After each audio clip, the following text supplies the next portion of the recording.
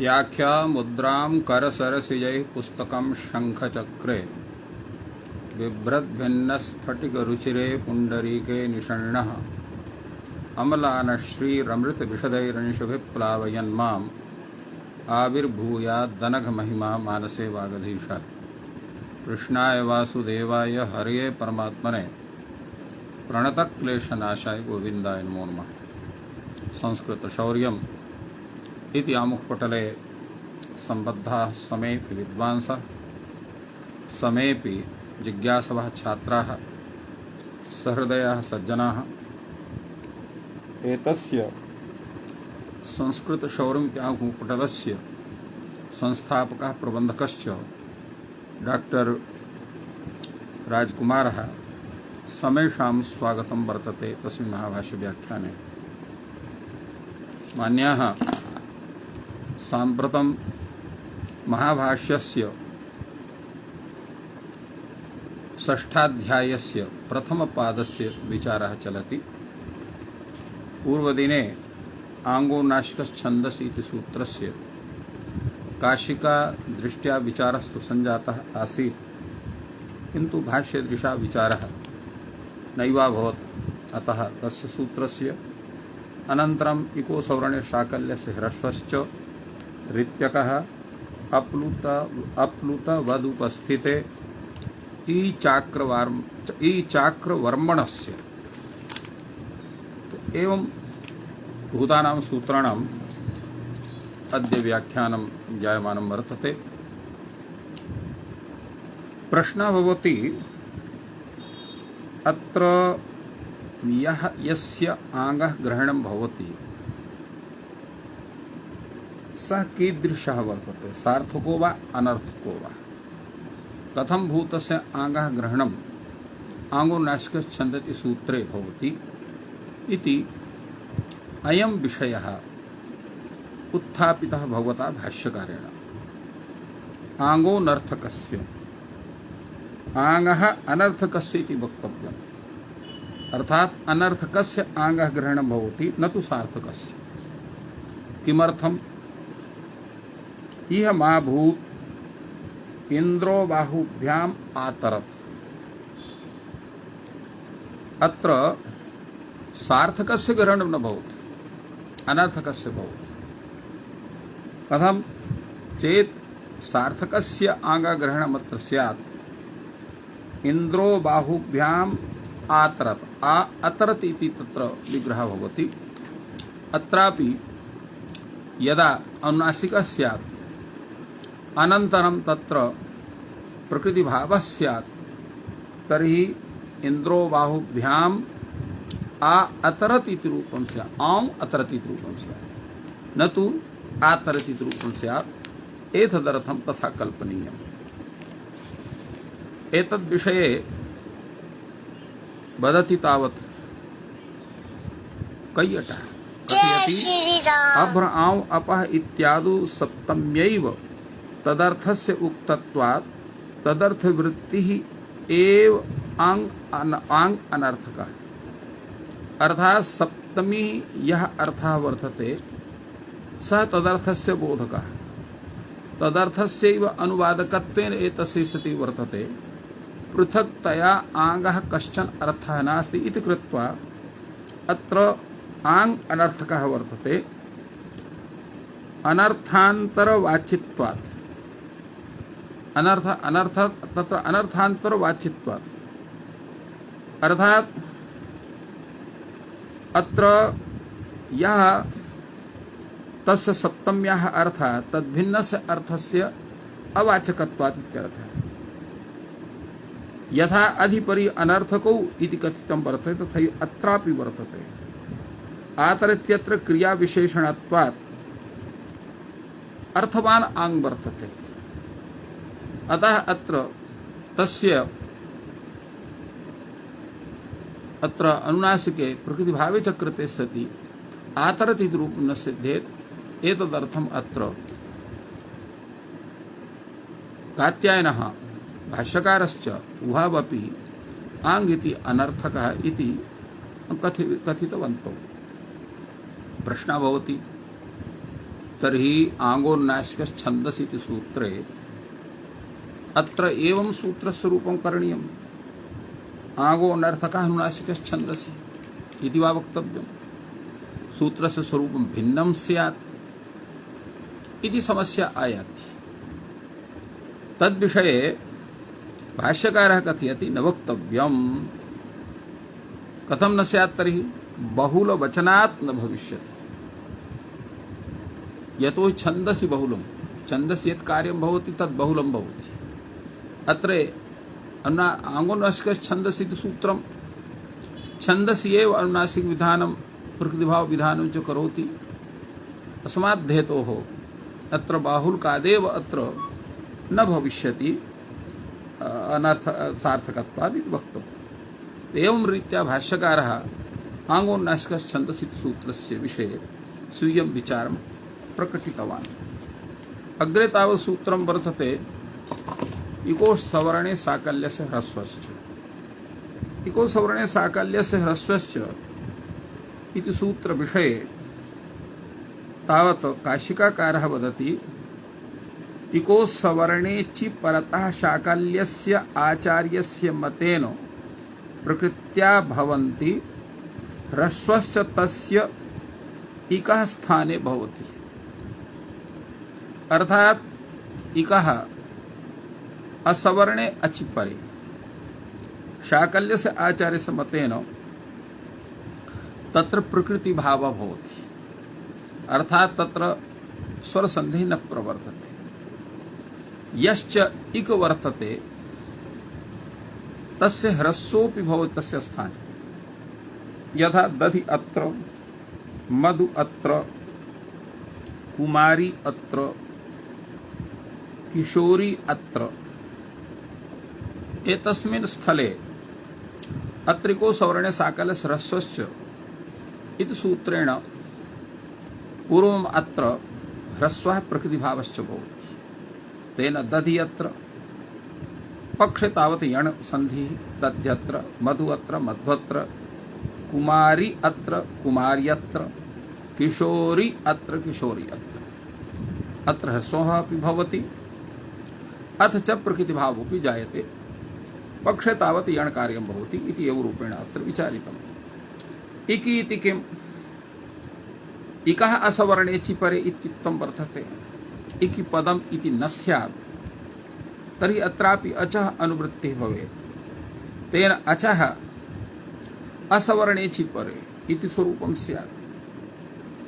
तदा अत्र खट्वा धन इन्द्रः इत्यवस्थायाम् अत्र अच् भवति खट्वा घटकः आकारः।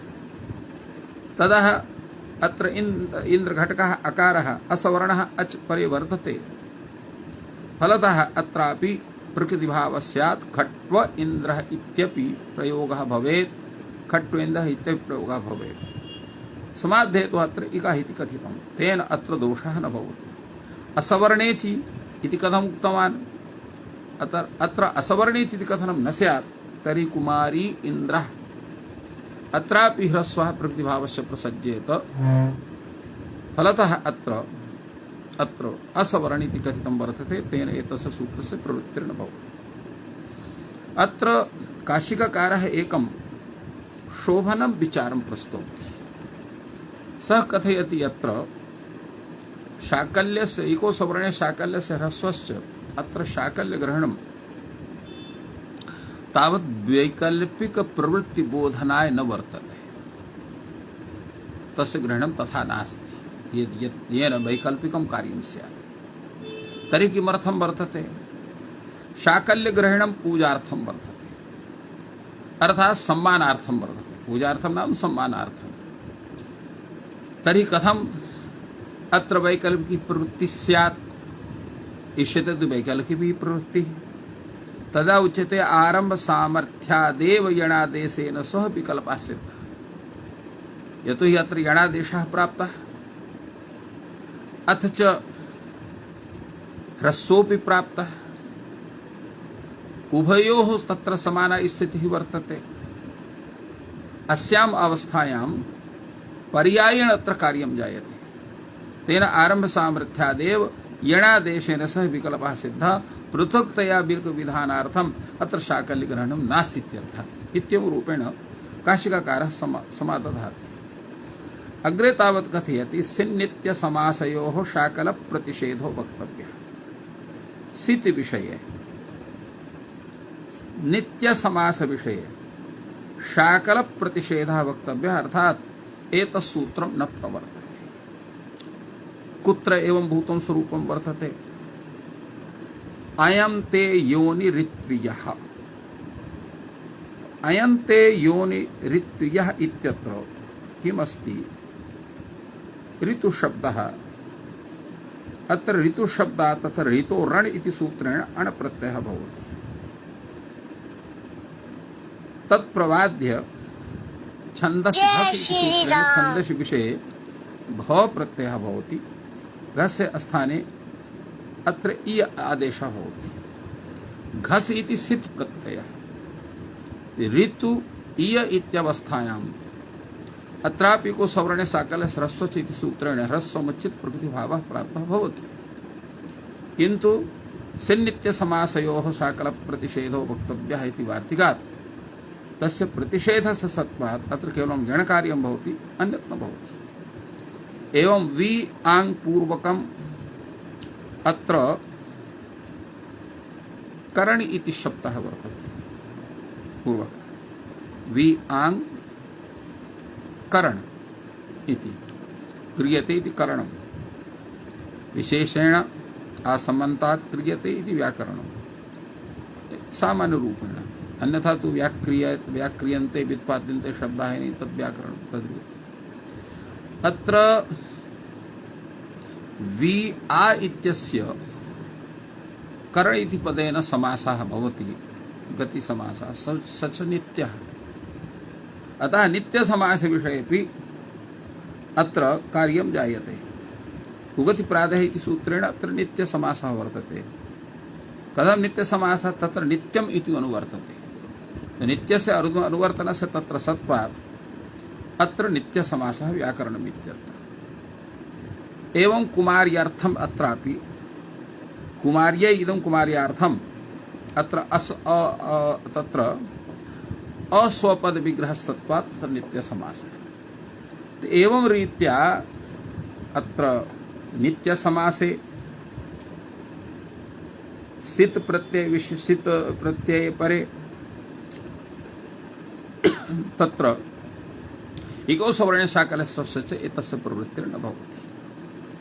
अग्रे तावत् वार्तिकं वर्तते ईशा अक्षादिषु छन्दसि प्रकृति भाव मात्रं वक्तव्यम्।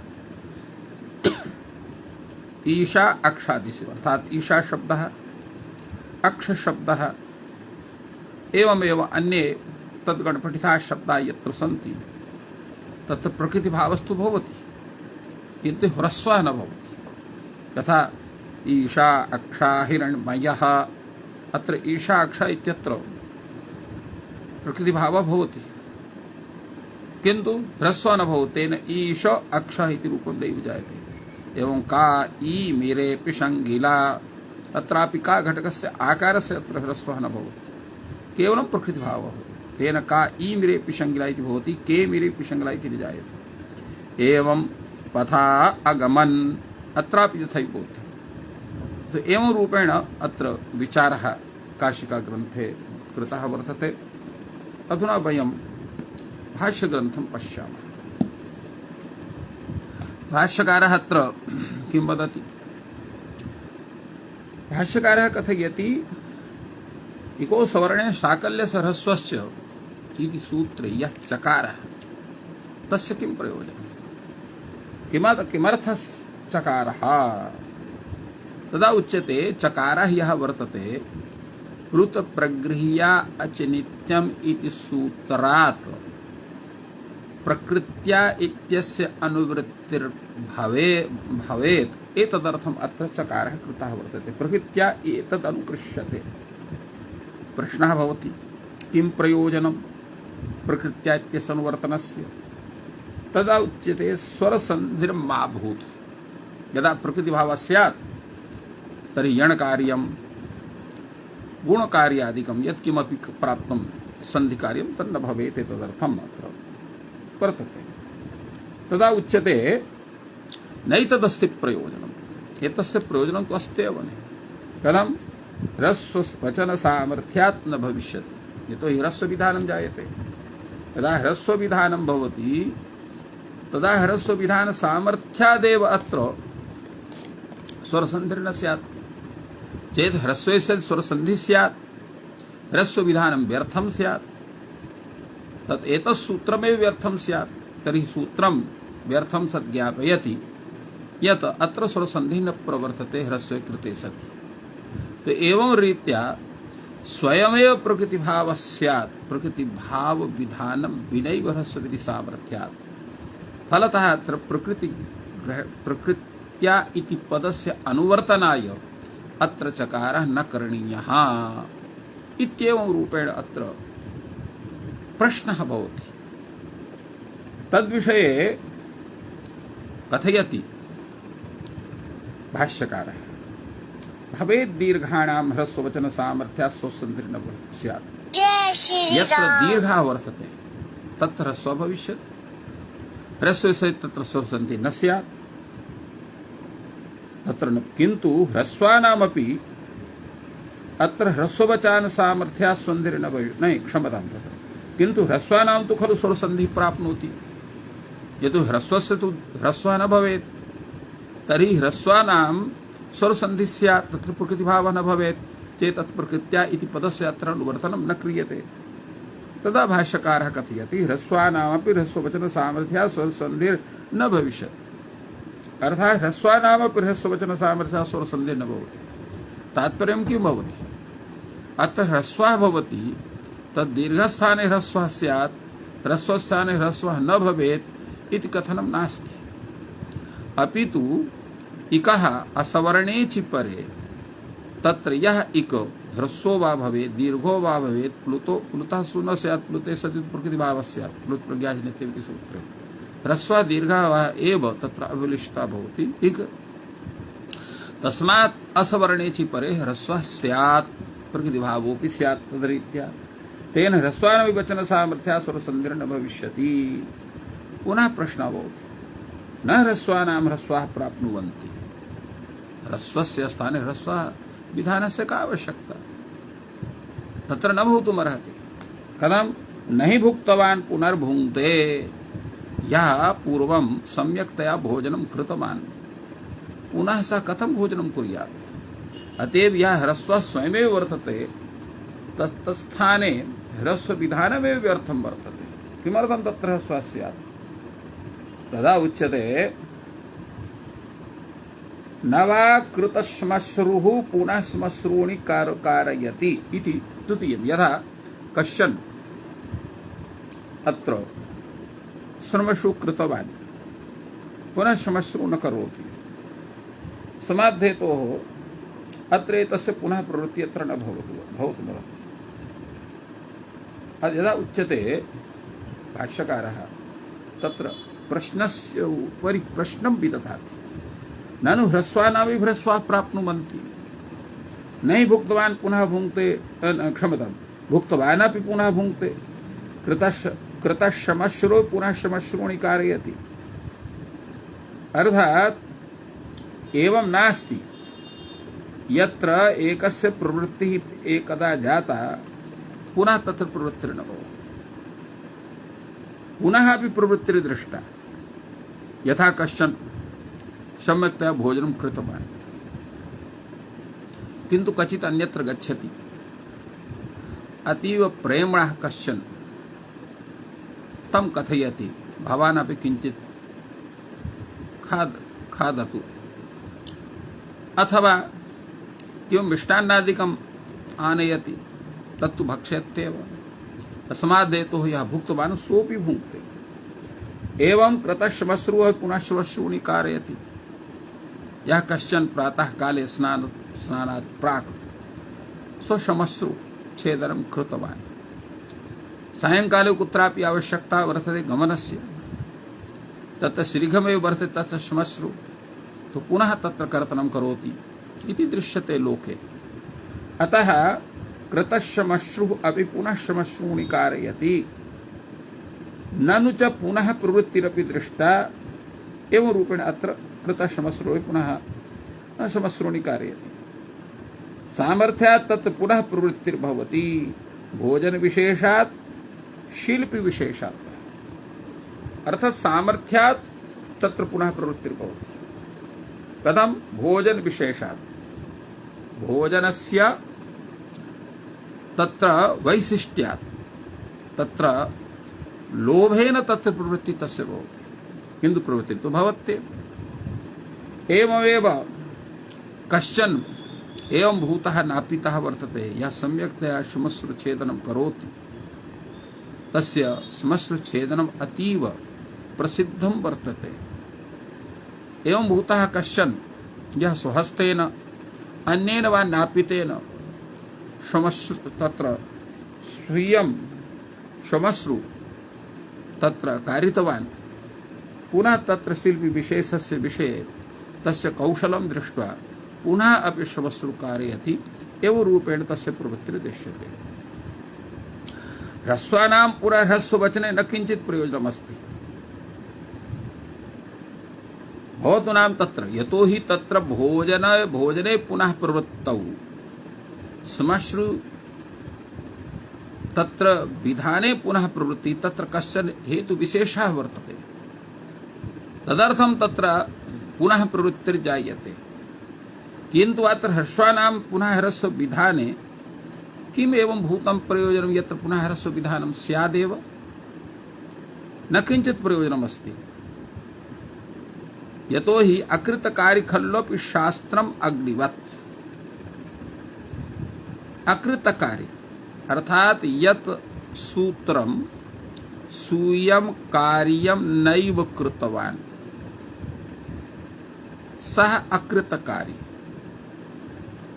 कृतं करोति इति कृतकारी न कृतकारी इति अकृतकारी तो शास्त्रम तथा भवति कथं कीदृशं तत्स्वरूपं भवति अग्निवत् यथा अग्निः यत् अदग्धं तद् दहति तो अकृतकारी अर्थात यत्र कार्यं नहीं जातं तत्रैव कार्यं करोति यथा अग्निः तत्र अदग्धं दहति दग्धं नैव दहति एवं ह्रस्वानामपि ह्रस्ववचनम् अत्र कथं भवितुमर्हति तदा उच्यते ह्रस्वानामपि ह्रस्ववचनम् एतत् प्रयोजनं स्वरसन्धिर्बाभूत् तत् ह्रस्वानामपि यत् ह्रस्ववचनम् अत्र सूत्रकारः शास्ति तस्य प्रयोजनम् एतद् वर्तते ह्रस्वविधानसामर्थ्यात् तत्र स्वरसन्धिः न प्रवर्तते कृतकारी खल्लोपि शास्त्रं पर्जन्यवत् इत्यविवदति यह यत् शास्त्रं कार्यं कृतवान् तस्यापि तथा भूते उदाहरणे प्रवृत्तिर्भवति कथं पर्जन्यवत् यथा पर्जन्यः यावत् ऊनं पूर्णं च सर्वम् अभिवर्षति अर्थात जलेपि वर्षति स्थलेपि वर्षति एवं नास्ति जलं त्यक्त्वा स्थलेव वर्षति तथैव शास्त्रमपि यत्र तादृशं कार्यं वर्तते चेत् शास्त्रस्य प्राप्तिः तत्रापि शास्त्रं प्रवर्तते यत्र च अप्राप्तिः तत्र यत्र च तस्य कार्यस्य आवश्यकता वर्तते तत्र प्राप्तिर्भवत्येव यथा अत्र यत्र दीर्घः इक् वर्तते तत्रापि इको सवर्णे साकले स्वस्य प्राप्तिर्भवति यत्र च ह्रस्वः इक् वर्तते तस्मात् परः अत्र असवर्णः अच वर्तते तत्रापि एतस्य प्रवृत्तिर्भवति दीर्घ विषये ह्रस्व विधानं स्वर संधि बाधनम इति प्रयोजनद्वयं सिद्ध्यति ह्रस्व विषये स्वर संधि बाधनम प्रयोजनं सिद्ध्यति निष्प्रयोजनं किमपि नास्ति अतः तत्रापि ह्रस्वस्य प्रवृत्तिर्भवितुमर्हति तो इदं तर्हि प्रयोजनं प्लुत प्रगृह्यः अनुकृष्यन्ते इको सवर्णे शाकल ह्रस्वस्य प्लुत प्रगृह्यश्च प्रकृत्याः नित्यग्रहणस्यापि एतत् प्रयोजनोक्तम् अन्यत्र शक्यम् अवक्तुम् अत्र भाष्यकारः सिद्धान्ततया कथयति इदं तर्हि प्रयोजनं प्लुत प्रगृह्य अनुकृष्यन्ते अत्र प्लुतस्यापि अनुकर्षणं भवति, प्रगृह्य इत्यस्यापि अनुकर्षणं भवति। टीका असवर्णे अचि परे शाकल्यस्य ह्रस्वः भवति चेत् सः इक् प्लुतः वर्तते, प्रगृह्य संज्ञको वा वर्तते, तस्य प्रकृतिभावः भवति। एवं रूपेण एतस्य कार्यं जायते। नित्यग्रहणस्यापि एतत् प्रयोजनं, नित्यग्रहणस्यापि एतत् प्रयोजनं वर्तते। अन्यत्र शक्यम् अवक्तुम्, यत नित्यग्रहणस्य प्रयोजनं वर्तते अन्यत्र, अर्थात् प्रगृह्य प्रकृत्योः एकस्य कथनं न करणीयम् इत्यर्थः। अन्यत्र अत्र न कथनीयम्, तेन प्रकृत्या भवति इत्यस्यैव प्रयोगः वा जायते इति तात्पर्यं वर्तते। अत्र कैयटः कथयति यत् लुटिचक् लिपः इत्यत्र व्याख्यानात् अधिकार सिद्धत्वात् सर्वचकाराणां प्रत्याख्यानात् अधिकाराभिव्यक्तये क्रियमाणेष्वपि चकारेषु ह्रस्वविधान सामर्थ्यात् स्वरसन्ध्यभाव सिद्धत्वात् अनर्थकः चकार इति मत्वा किमर्थं चकार, चकार विषय कथं प्रश्न इति विषये अत्र कैयटः कथितवान्। अग्रे तावत् सामान्य व्याख्यानं वर्तते। भाष्ये यत् प्लुत्प्रज्ञश्च प्रकृत्या इति यत् उक्तं वर्तते तद्विषये अत्र नागेशः कथयति प्रकृत्यैव इत्यर्थः, अर्थात् प्रकृत्या इत्येव अनुवर्तते।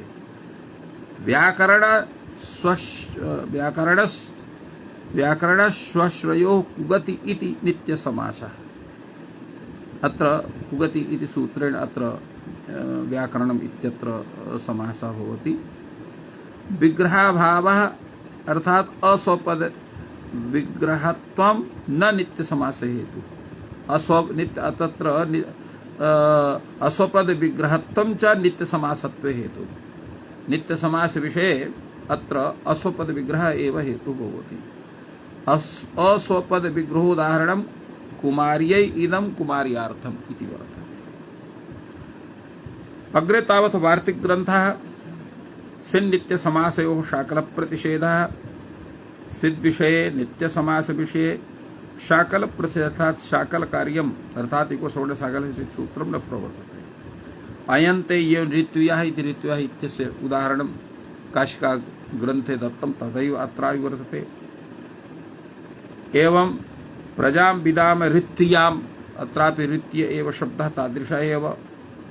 वैयाकरणः सौवश्वः इति अत्र नित्य समासस्य उदाहरणं वर्तते।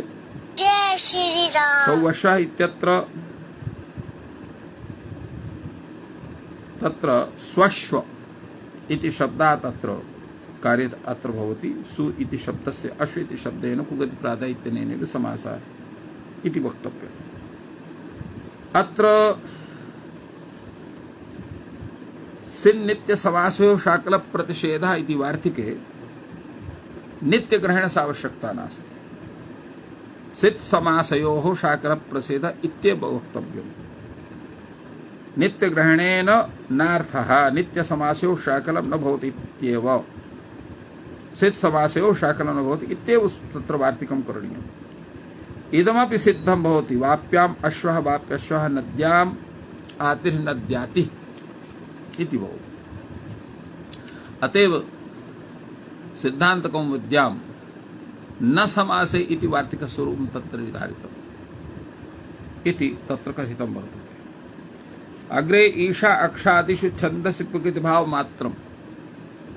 छन्दसि विषये ईशा अक्षादिगण पठिताः ये शब्दाः वर्तन्ते तत्र केवलम् अत्र प्रकृतिभाव विधानमेव भवति, ह्रस्व विधानं न भवति। तेन ईशा अक्षाः का ईमिरे पिशंगिला यथा अंगदः इत्येवं भूतः प्रयोगः सिद्ध्यन्ते। तो एवं रीत्या काशिका ग्रन्थे क्षमतां भाष्य ग्रन्थे एको सवर्ण शाकल ह्रस्वस्य इति सूत्रस्य व्याख्यानं सम्पद्यते। अधुना ऋत्यकः इति सूत्रं वर्तते। शाकल्यस्य ह्रस्वश्च इत्यनुवर्तते। ऋकारे परतः शाकल्यस्य आचार्यस्य मतेन अकः प्रकृत्या भवति। अर्थात अकः असवर्णे च परे अकः ऋकारे परे क्षमता अकः ऋकारे परे अत्र ह्रस्वः भवति ह्रस्वस्य तस्य अकः स्थाने भवति कुत्र भवति ऋति परे ह्रस्वश्च तस्य स्थाने भवति अर्थात अकः स्थाने भवति तस्य अकः स्थाने भवति जैसे खट्वा ऋष्यः तो अत्र खट्वा घटकस्य आकारस्य अनेन ह्रस्वे सति खट्व ऋष्यः इति भवति एवं माल ऋष्यः कुमारी ऋष्यः होत्र ऋष्यः एवं अत्र प्रवर्तते ऋतीति किं खट्वेन्द्रः अकीति किं वृक्षौ ऋष्यः सवर्णार्थम अनिगर्थम च वचनम् तात्पर्यं किमस्ति अत्र ऋत्यका इति सूत्रस्य प्रवृत्तिः कुत्र भवति अकः ह्रस्वे ऋकारे परे तेन खट्वा धनऋष्यः माला धनऋष्यः कुमारी धनऋष्यः होत्री धनऋष्यः अत्र सर्वत्र अनेन सूत्रेण विकल्पेन ह्रस्वे सति खट्वा ऋष्यः खट्वर्ष्यः माला ऋष्यः मालर्ष्यः कुमारी ऋष्यः कुमारी ऋष्यः होत्री ऋष्यः होत्रस्यः एवं रूपेण एते प्रयोगाः भवन्ति ऋतीति किं खट्वेन्द्रः अत्र खट्वाधनेन्द्रः अत्र इन्द्र इति शब्दः ऋकारः नास्ति इति कृत्वा अत्र प्रकृतिभावः न भवति ह्रस्वोऽपि न भवति अकः इति किं वृक्षौ ऋष्यः वृक्षौ इति औकारान्तः शब्दः अत्र अक तत्र नास्ति अतः अत्रापि प्रकृतिभावः न भवति सवर्णार्थम अनिगर्थम च वचनम् सवर्णे परे अथ च केवलम् इकः इति अनिगार्थम अर्थात् इक भिन्नार्थम एतद् वचनं वर्तते एतद् विषये अत्र भाष्यकारः किं वदति तावदुच्यते प्रथमः एव प्रश्नः भाष्यकारस्य वर्तते एतस्य सूत्रस्य का आवश्यकता किमर्थम् इदम् उच्यते तदा उच्यते ऋत्यकः सवर्णार्थः अर्थात् सवर्णे परे अकः सवर्णे ऋकारे परेपि भवितुम् अर्हति यथा होत्री ऋष्यः होत्री इति ऋकारः ऋष्य इत्यपि ऋकारः अत्र यद्यपि अकः सवर्णे दीर्घ इति सूत्रेण दीर्घस्य प्राप्तिर्भवति किन्तु दीर्घं प्रवाद्य अत्र तत्र वैकल्पिकः अत्र प्रकृतिभावः प्रवर्तते ह्रस्वस्य प्रवर्तते तेन होतृष्यः इति भवति अनिगन्तार्थञ्च खट्वऋष्यः मालऋष्यः अत्र इक् नास्ति खट्वा घटकः आकारः तदर्थम् अत्रापि एतस्य प्रयोजनं वर्तते ऋतिह्रस्वात् उपसर्गात् वृद्धिर्विप्रतिषेधेन अर्थात ऋति परे यह ह्रस्वः भवति एतस्मात् उपसर्गात् वृद्धिर्भवति विप्रतिषेधेन अर्थात् उपसर्गात् वृद्धिर्भवति विप्रतिषेधेन अत्र तत्र वृद्धिः प्रवर्तते यथा ऋति ह्रस्वः भवति इत्यस्य अवकाशः खट्वाऋष्यः मालऋष्यः उपसर्गात् वृद्धेः अवकाशः वर्तते विभाषा ह्रस्वत्वं यदा न ह्रस्वत्वं तदा सः अवकाशः ह्रस्व प्रसंगे उभयं प्राप्नोति यथा प्रार्थनोति उपार्थनोति तो प्रारिधनोति उपरिधनोति अत्र उसर्गाद् धातु इति सूत्रेण वृद्धि प्राप्नोति एवमेव उसर्गा तत्र ऋत्यकः इत्यनेन प्रकृतिभावो प्राप्नोति किं भवति अत्र परत्वात् उपसर्गात् वृद्धिर्भवति इत्यत्र भाष्यकारः समादधाति प्रश्नः भवति स तर्हि प्रतिषेधो वक्तव्यः उच्यते न वक्तव्यः उक्तं तत्र धातु ग्रहणस्य प्रयोजनो उपसर्गाद् धातौ वृद्धिरेव यथा स्यात् अर्थात् धातु विषये ऋकारे परे वृद्धिः प्रवर्तते यत्र अधातु विषयः ऋकारः वर्तते तत्र ऋत्यका इत्यस्य प्रवृत्तिर्भवत्येव। तो एवं यदन्यत् प्राप्नोति नर्माभूत एव रूपेण अत्र समाहितम्। अत्र प्रश्नः भवति, ऋत्यकः इति सूत्रे समासस्य प्रतिषेधः अत्र प्रवर्तते न वा?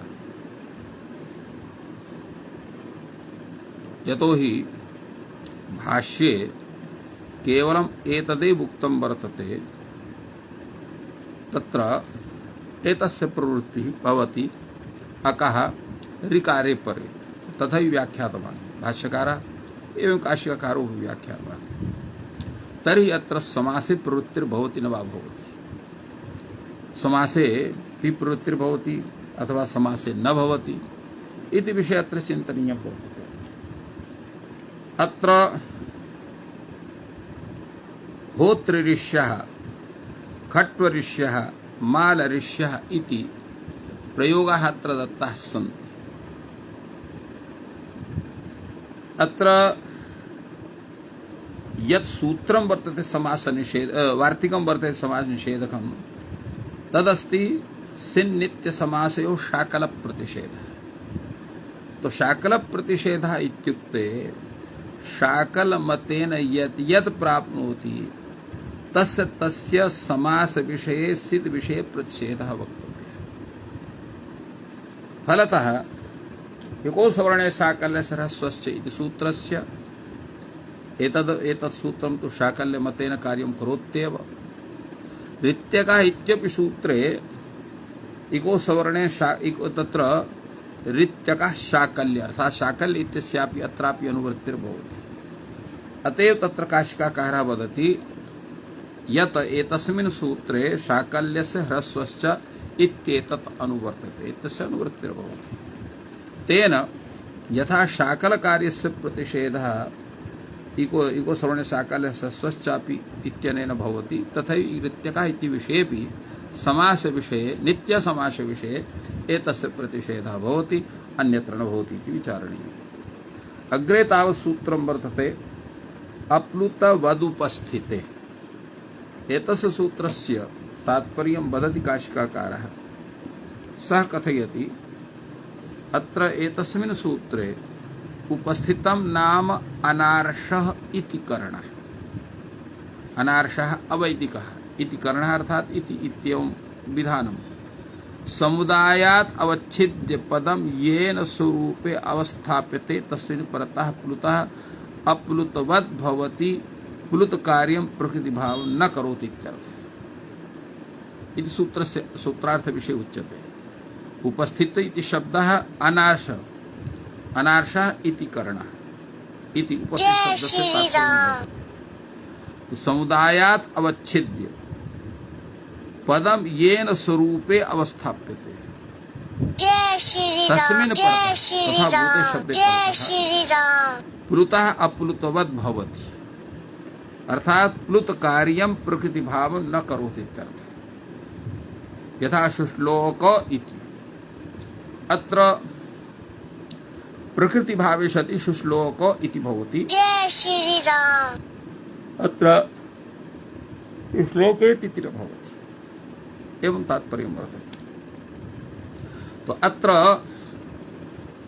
शुश्लोक इति अत्र शुश्लोक इत्यत्र दूरात् भूते च इति सूत्रेण अत्र प्लुत विधानं जातम्। अत्र अनेन सूत्रेण किं भवति? प्लुतः अप्लुतवद् भवति इति करोति, अर्थात् अप्लुतवद् भावं करोति।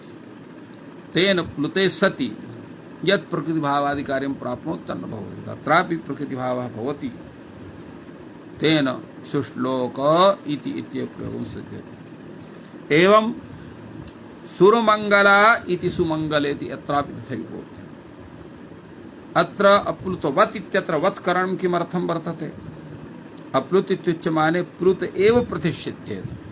केवलं प्लुतस्य प्रतिषेधः स्यात्, तत्र प्रकृतिभावादि कार्यं न भवेत्, तत्र क्षमतां तत्र स्वर संधि कार्यं न स्यात्। तत्र को देशः प्रगृह्यासे प्रकृतिभावे प्लुतस्य श्रवणं न स्यात्। अग्नि इति वायु इति अत्र श्रवणं न स्यात्। तदर्थम् अत्र प्लुतकरणं अथ च प्रकृतिभावादि कार्यद्वयं तत्र प्रवर्तते। अत्र भाष्यकारः एतत् सूत्रविषये किं वदति? उपस्थिते इत्युच्यते किमिदम् उपस्थितं नाम। उपस्थित पदस्य कः अर्थः?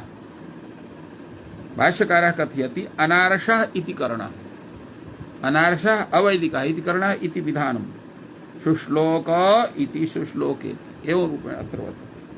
अत्र यदा अप्लुतवद्भावः तदा गुणि सति शुश्लोकेति भवति। यदा अप्लुतभावः न भवति तदा प्लुते सति अत्र प्लुत प्रज्ञाश्रितेन प्रकृतिभावः भवति, शुश्लोका इति भवति।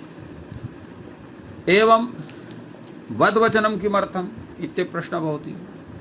अप्लुतवद् भवति, अप्लुतः भवति इत्येव करणीयं स्यात्। तदा उच्यते वद्वचनं प्लुतकार्य प्रतिषेधार्थम्, अर्थात् अत्र प्लुतकार्यं न भवति। वद्वचनं क्रियते प्लुतकार्य प्रतिषेधार्थं, प्लुतकार्यं प्रतिषिध्यते, त्रिमात्रता न प्रतिषिध्यते। त्रिमात्रा तु भवति, केवलं प्लुतकार्यम् अप्लुतवद् भवति इत्युक्ते तत्र त्रिमात्रं तत्त्व न हीयते, केवलं प्लुतम् उद्दिश्य यत् कार्यं तन्न भवति इत्यर्थः इति तस्य तात्पर्यं वर्तते। किं चेदानीं त्रिमात्रतायाः अप्रतिषेधे प्रयोजनं प्रश्नः भवति। त्रिमात्रायाः चेत् प्रतिषेधः भवति तर्हि का हानिः भवति, प्रश्नः जायते। तदा उच्यते अत्र यावता प्लुत कार्ये प्रतिषिद्धे से स्वर संधिना भवितव्यम, अर्थात प्लुत कार्ये प्रतिषिद्धे तर स्वर संधि तत्र स्यात् एतदर्थं तथा क्रियते। प्लुत विषये प्रगृह्य प्लुत प्रतिषेधो प्रसंगः अन्येन विहितत्वात् प्लुत प्रतिषेधे सति प्रगृह्यस्य प्लुतस्य त्रिमात्रतायाः प्रतिषेधः प्रसज्येत। अग्नि इति वायु इति पूर्वोक्तम्। अथ चेदानीं तस्या अपि त्रिमात्रतायाः अप्रतिषेधे प्रयोजनम्, अत्रापि स्यात् तत्रापि त्रिमात्रतायाः अप्रतिषेधः प्रयोजनम्। तदा उच्यते यावता प्लुतकार्यं प्रतिषेधे स्वरसन्धिना भवितव्यम्, अर्थात् यस्मिन् विषये प्लुतकार्ये प्रतिषिद्धः भवति तत्र स्वरसन्धिर्भवत्येव इत्यर्थः। तदा उच्यते न भवितव्यम्। किं कारणं, कथं न भवितव्यम्? अन्येन विहितत्वात्, अन्येन ही लक्षणेन प्लुत प्रगृह्यस्य प्रकृतिभावः उच्यते। तो अन्येन ही लक्षणेन प्रकृतिभावः उच्यते, अन्येन लक्षणेन च तत्कार्य भिन्नं कार्यं तत्र क्रियते। तेन प्रगृह्या प्रकृत्येति, अत्र प्रगृह्य संज्ञा प्रकृति भावश्च तत्र करणीयं भवति। एवं रूपेण एतत् सूत्रस्य विषये अत्र कथितं वर्तते। अग्रे तावत् सूत्रमस्ति ई चाक्रवर्मणस्य। तो ई चाक्रवर्मणस्य इति सूत्रविषये अत्र काशिकाकारः कथयति ईकारः प्लुतः अचि परतः चाक्रवर्मणस्य आचार्यस्य मतेन अप्लुतवद् भवति। अर्थात् ईकारः यहाँ प्लुतः ईकारः वर्तते, अचि परतः चाक्रवर्मणस्य आचार्यस्य मतेन अप्लुतवद् भवति, अर्थात् प्लुतोद्देश्यकं कार्यं न भवति इत्यर्थः।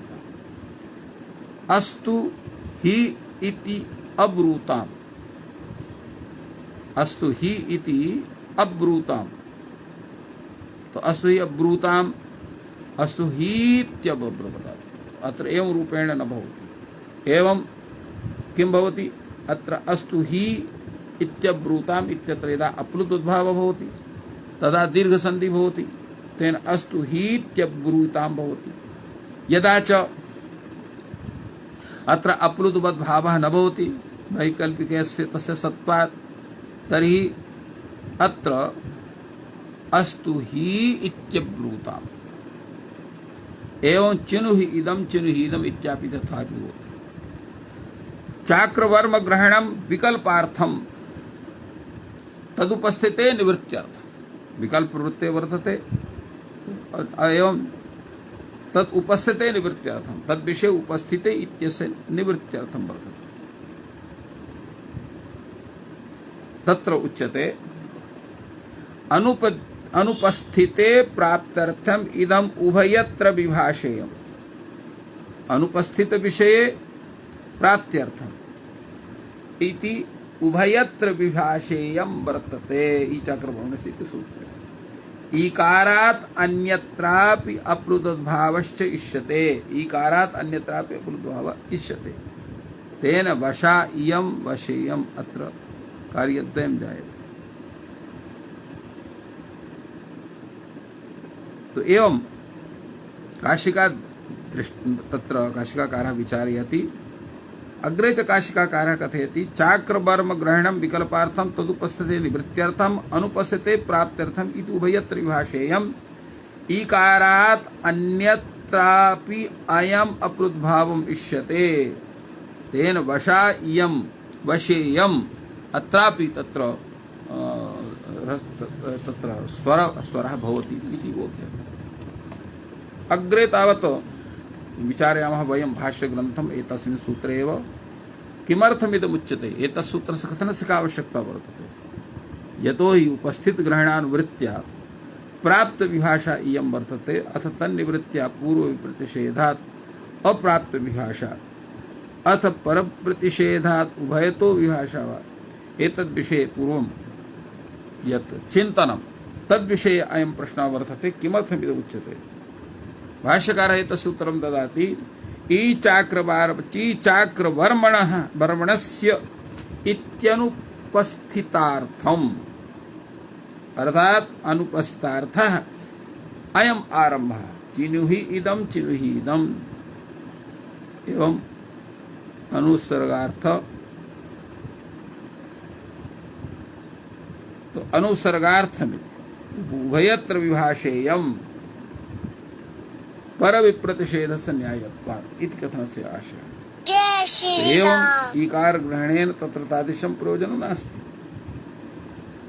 किन्तु अविशेषेण चाक्रवर्मणस्य आचार्यस्य तो एवं अग्रे उच्यते एतद्विषये ईकार ग्रहणेन अत्र प्रयोजनं नास्ति अविशेषेण चाक्रवर्मणस्य आचार्यस्य अप्लुतवद् भवति इत्येव स्वीकरणीयं तत्र ईकारस्य स्थाने भवति अन्यत्र न भवति इति वक्तुं शक्यते। तो एवं रीत्या एतस्य सूत्रस्यापि विचारः अत्र सञ्जातः अत्रैव विरम्यते। सर्वेभ्यो नमः। जयतु संस्कृतं जयतु भारतम्।